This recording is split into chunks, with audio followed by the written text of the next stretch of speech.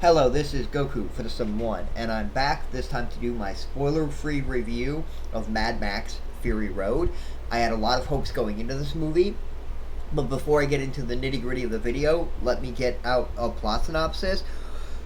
This is going to be quick. The plot synopsis is Mad Max is being chased by a lot of roving gangs, and he goes on a high-octane road trip through this vast world that they've set up. So that's about all I can tell you about the story without being kind of spoilerish. So I'm going to do my best not to spoil not even a little tiny thing.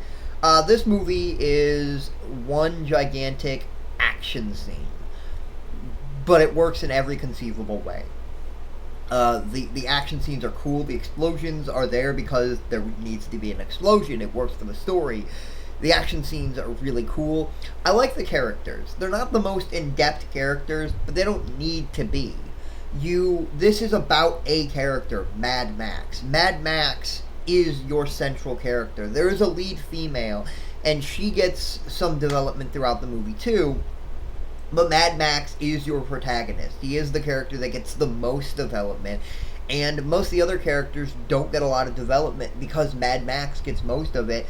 And he does have a moment to change. He does have all of these traditional things because he is your main character. This movie is centralized around him in many ways. Now, the other characters are important, and there are other characters in the movie. I can't really pronounce any of their names, so I'm not going to go really into any detail into them.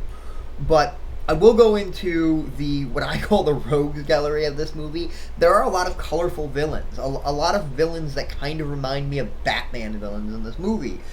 And they're really cool. And there is like a tier of villains. There's like your lesser minion types. Then there are like your powerful minion types. Then there are like your bosses. And then there's their end boss. And it's really cool that this movie has that. There are several gangs in the movie, and they all have their own style of vehicles, which is really cool, which you can tell who is attacking Mad Max at what scene based on what car they're using. That was really cool. This movie is a really fun movie, and it's a really, really good, well-made movie. I didn't know what to expect with all of the problems this film had going into it. And coming out, I had a great time watching this movie. I highly recommend it. It's one of the better films coming out this year, and it's just a really fun and enjoyable movie.